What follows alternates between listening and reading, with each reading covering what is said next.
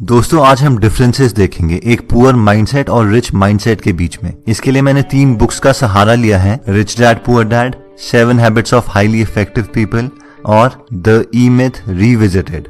दोस्तों सबसे पहला डिफरेंस एक पुअर माइंडसेट और एक रिच माइंडसेट वाले लोगों में ये है कि रिच माइंडसेट वाले लोग सबसे पहले अपने लिए एसेट्स बनाते हैं जो उनको हर महीने पैसे लाके दें और उसके बाद सारी कंफर्ट की चीजें खरीदते हैं। लेकिन गरीब माइंडसेट वाले लोग दिखावे के लिए, शो के लिए सारी यूजलेस चीजें खरीद लेते हैं और उसके बाद उनके पास पैसे ही नहीं बचते कहीं अच्छी जगह इन्वेस्ट करने के लिए और वो पूरी जिंदगी गरीब ही रह जाते हैं। इसका मैं एक रियल लाइफ एग्जाम्पल देना चाहता हूँ। कॉलेज टाइम में मैं एक कॉलोनी में रहता था जहाँ पर 6 या 7 घर थे। वो सारे के सारे बहुत ही अच्छे तरीके से डिजाइन करे गए थे, काफी खूबसूरत। उन सब घरों में से सिर्फ एक घर इनकम्प्लीट था और वो एक बिजनेसमैन का था। बाकी सारे घर डॉक्टर्स, इंजीनियर्स और प्रोफेसर के थे। जहाँ पे मैं रहता था वहाँ पे सिर्फ अंकल और आंटी थे और वो दोनों प्राइवेट यूनिवर्सिटी से रिटायर्ड थे एज अ प्रोफेसर और इसीलिए उन्हें कोई पेंशन भी नहीं मिलती थी।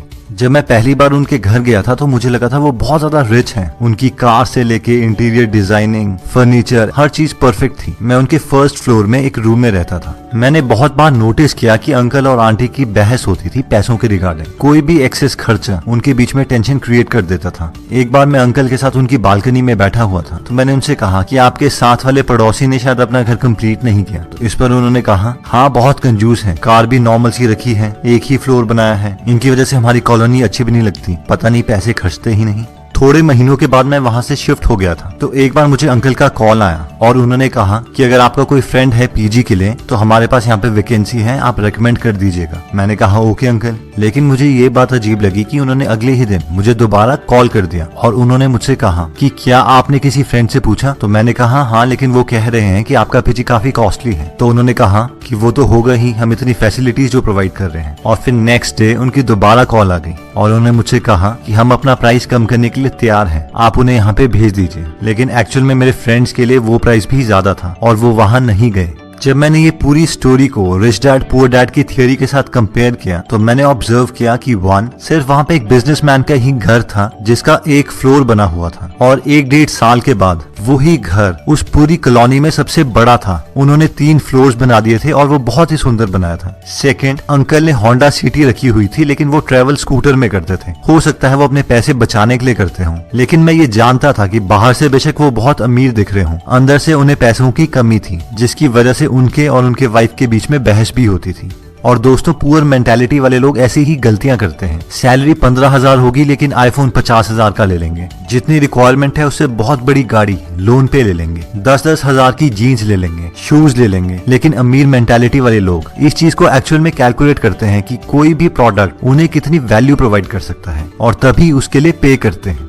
नेक्स्ट पॉइंट कहता है कि अमीर मेंटालिटी वाले लोग सबसे पहले खुद को पे करते हैं, उसके बाद किसी और को। आप में से बहुत सारे लोगों ने रिच डैड पुअर डैड पढ़ी होगी लेकिन बहुत कम लोग रॉबर्ट और उनकी वाइफ किम कियोसाकी की एक्चुअल स्टोरी जानते हैं। इन दोनों की शादी से पहले रॉबर्ट बहुत ज्यादा उधार पर थे। ये दोनों चाहते थे कि अपनी लाइफ को इम्प्रूव करें लेकिन इनकी मंथली सैलरी से ज्यादा इनकी मंथली लोन इंस्टॉलमेंट्स थी जो इन्हें देनी पड़ती थी। लेकिन रॉबर्ट को अपने रिच डैड के सारे प्रिंसिपल्स याद थे जिन्होंने कहा था कि अपने आप को सबसे पहले पे करो। इसीलिए रॉबर्ट कहते हैं कि हम अपनी सैलरी का 20% हमेशा सेव करते थे। फिर चाहे उधार वाले लोगों से जितना मर्जी प्रेशर क्यों ना आ रहा हो, उस प्रेशर को हम एज ए मोटिवेशन यूटिलाइज करते थे और एक्स्ट्रा काम करके इंस्टॉलमेंट्स के लिए पैसा इकट्ठा करते थे, क्योंकि ये जानते थे अगर ये पहले उधार देने लग जाएंगे और अपने लिए कुछ भी सेव नहीं करेंगे तो ये कभी भी अमीर नहीं बन पाएंगे। और बाद में इन्होंने अपने सेव करे हुए पैसों से ही बाकी इन्वेस्टमेंट्स करी और फाइनली मिलियनेयर बन गए। दोस्तों हम में से मैक्सिमम लोग ये गलती करते हैं। हम सोचते हैं कि हम पहले सारा अपना उधार चुकाएंगे और उसके बाद में सेविंग स्टार्ट करेंगे, या फिर हमारी सैलरी का जितना पोर्शन बचेगा हम उसके बाद सेविंग करेंगे। लेकिन ये सीक्वेंस बहुत मैटर करता है। इवन वॉरेन बफेट बोलते हैं कि पहले पैसे सेव करो और उसके बाद बाकी सारे खर्चे करो। आप मान के चलो कि आपकी सैलरी ही कम है और अपनी सैलरी का मिनिमम 20% हमेशा सेव करो। अब ऑब्वियसली सिर्फ सेविंग आपको अमीर नहीं बनाएगी, उसके बाद आपको उन पैसों को इन्वेस्ट भी करना पड़ेगा लॉजिकली। लेकिन ये फर्स्ट और नेसेसरी स्टेप है अमीरी की तरफ। नेक्स्ट पॉइंट कहता है कि अमीर मेंटालिटी वाले लोग अपने स्किल्स को पूरी जिंदगी भर इम्प्रूव करते रहते हैं। इसी प्रिंसिपल को 7 habits of highly effective people book में शार्पन द सॉ के नाम से बताया गया है।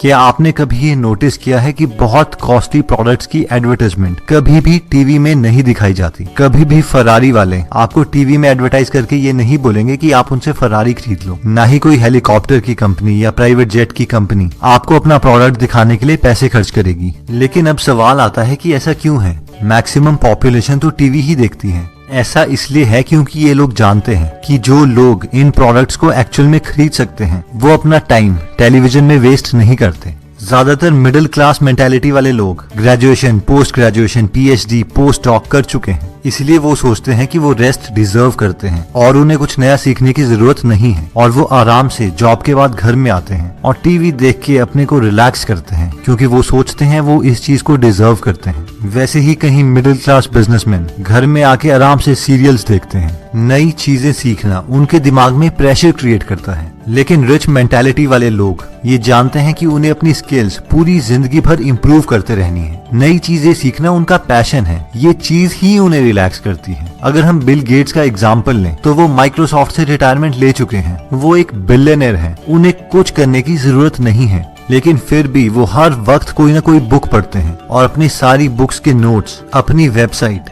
gatesnotes.com में डालते हैं। ये एक रिच मेंटालिटी का परफेक्ट एग्जाम्पल है क्योंकि रिटायरमेंट के बावजूद बिल गेट्स अपनी वाइफ मेलिंडा के साथ एक फाउंडेशन चलाते हैं जिससे वो पूरी दुनिया की हेल्थ से रिलेटेड प्रॉब्लम्स में कंट्रीब्यूट कर रहे हैं। हम में से बहुत कम लोग जानते हैं लेकिन इंडिया के हेल्थ प्रोग्राम्स में इनकी फाउंडेशन ने बहुत ज्यादा कंट्रीब्यूशन किया है। दोस्तों, नेक्स्ट पॉइंट कहता है कि आउटसोर्स।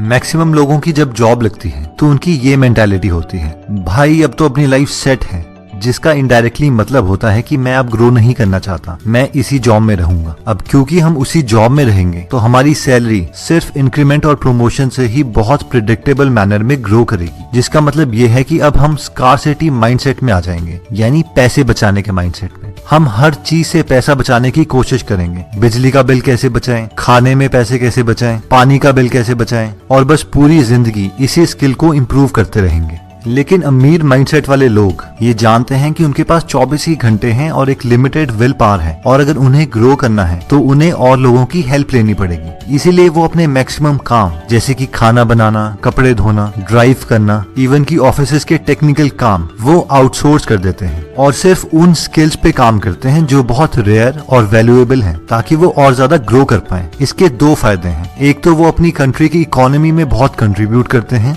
दूसरा इस प्रोसेस में बहुत सारे लोगों को जॉब दे देते हैं। लेकिन एक पुअर मेंटालिटी वाले लोग इन लोगों को देख के बहुत चिढ़ते हैं, यार ये तो बहुत स्टाइल मारते हैं, बिना नौकरों के तो ये काम नहीं करते। लेकिन रिच मेंटालिटी वाले लोगों के दिमाग में कुछ और ही चल रहा होता है। उनका मेन मकसद स्टाइल मारना नहीं बल्कि अपने टाइम को बचाना होता है, जिसे गलत इंटरप्रेट किया जाता है। अब दोस्तों, इसका मतलब ये भी नहीं है कि आप सारे काम को आउटसोर्स कर दो और बाद में घर में बैठ के दोबारा से टीवी ही देखो। इसका मतलब सिर्फ ये है कि अगर आप ग्रो कर रहे हो और अगर आपको और लोगों की हेल्प चाहिए तो आप अपनी ग्रोथ को रोकोगे नहीं और हिचकिचाओगे नहीं और इसीलिए कामों को आउटसोर्स कर दोगे। दोस्तों, नेक्स्ट पॉइंट कहता है कि think win win. Human psychology को समझने के लिए रिसर्चर्स ने एक एक्सपेरिमेंट किया। उन्होंने दो लोग जो एक दूसरे को नहीं जानते थे उन्हें एक कमरे में बिठाया और टेबल पर $100 रख दिए।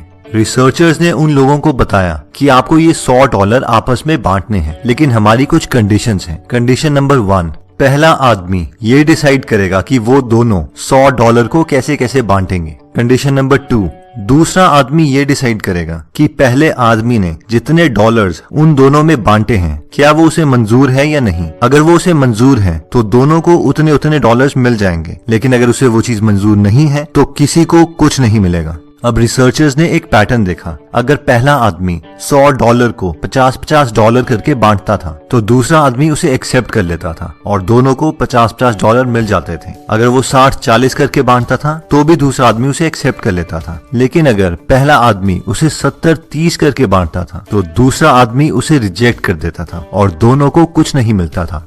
यानी ह्यूमन इमोशंस का टिपिंग पॉइंट 70-30 था। रिसर्चर्स ने ये एक्सपेरिमेंट बहुत लोगों में रिपीट किया, लेकिन ये नंबर 70-30 के आसपास ही आ रहा था। उसके बाद उन्हें लगा शायद $100 डेवलप्ड कंट्रीज के लिए कम है, इसलिए वो डेवलपिंग कंट्रीज गए और उन्हें भी सेम ही ऑफर दिया, लेकिन उसके बावजूद रिजल्ट्स सेम रहे। अगर आप दूसरे आदमी होते तो आपका भी यही डिसीजन होता कि पहले आदमी ने अपने को 70 क्यों दिए और मुझे सिर्फ $30, इसलिए मैं भी उसे 70 क्यों लेने दूं। और शायद आप इमोशनली ठीक भी होते, लेकिन अगर हम इसे लॉजिकली देखें तो आपको वैसे भी कुछ नहीं मिल रहा था। आपको सिर्फ हाँ बोलनी थी और आपको वो डॉलर्स मिल जाते। लेकिन मैक्सिमम लोग इस डील को ना ही बोलते हैं, और ये पुअर माइंडसेट वाले लोगों की साइकोलॉजी है, जहाँ पे जेलेसी, चिढ़, कॉम्पिटिशन जैसे इमोशंस हैं। लेकिन एक रिच माइंडसेट वाले लोग हमेशा अपना दिमाग यूज करके कोई ना कोई ऐसा मेथड निकाल देते हैं जिससे दोनों का फायदा हो सके। वो विन विन में बिलीव करते हैं। विन लूज या लूज लूज वाली डील्स वो नहीं करते। इवन विन विन सिचुएशन में अगर उन्हें कम परसेंटेज भी मिल रही हो, फिर भी वो उस डील को कर लेंगे, क्योंकि वो जानते हैं कि वो हजारों ऐसी अपॉर्चुनिटीज और क्रिएट कर देंगे और अपने लिए और बाकियों के लिए भी एक अच्छा प्रॉफिट कमा देंगे। तो दोस्तों, इस वीडियो में हमने 5 पॉइंट्स कवर करें। सबसे पहला था फर्स्ट एसेट्स देन कंफर्ट। सबसे पहले ऐसे सोर्सेज क्रिएट करें जिससे आपको पैसे आए, और उसके बाद ही कंफर्टेबल और शो वाली चीजें खरीदें। सेकंड, पे योरसेल्फ फर्स्ट। सबसे पहले खुद को पे करें। हमेशा कोशिश कीजिए कि अपनी इनकम का एटलीस्ट 20% पहले सेव करें, चाहे आप पे जितना मर्जी प्रेशर आ रहा हो। ये मान के चलें कि आपकी सैलरी ही कम है, और बाद में उस 20% का कुछ परसेंटेज इन्वेस्ट करना सीखें। थर्ड हमने किया था आउटसोर्स। अगर आप अपने को इम्प्रूव कर रहे हैं और आपको टाइम की जरूरत है तो आप अपने काम आउटसोर्स कर सकते हैं। इन चीजों में कंजूसी ना दिखाएं। फोर्थ, कंटिन्यूसली अपनी स्किल्स इंप्रूव करते रहें, नया नया मटेरियल्स पढ़ते रहें। दोस्तों, अगर आप फ्री में बुक समरीज पढ़ना चाहते हैं तो हमने गीगल ऐप बनाई है। वो ऐप आप डिस्क्रिप्शन में दिए हुए लिंक पे जाके डाउनलोड कर सकते हैं। और फाइनली आता है थिंक विन विन। ये मत सोचो कि दूसरे को मेरे से ज्यादा मिल गया। आप ये सोचो कि आपको पहले कुछ नहीं मिल रहा था, उसके कंपैरेटिवली अभी आपको कुछ मिल रहा है। और अगर आप टैलेंटेड हो तो आप ऐसी सिचुएशंस बहुत क्रिएट कर दोगे। लाइफ में जल्दी आगे बढ़ना सीखो, क्योंकि हमारी लाइफ इतनी बड़ी नहीं है और हम इस धरती पर हमेशा के लिए नहीं है। दोस्तों, कमेंट सेक्शन में आप बता सकते हैं कि आप नेक्स्ट वीडियो किस टॉपिक पर चाहते हैं, ताकि हमें भी फीडबैक मिले और उसी टॉपिक्स को हम कवर करें। इस चैनल को जरूर सब्सक्राइब कर लीजिए और बेल का बटन दबा दीजिए, ताकि आप ऐसी नॉलेजेबल वीडियोस कभी मिस ना करें। और इस वीडियो को लाइक जरूर कीजिएगा ताकि हमारा कॉन्फिडेंस बढ़े।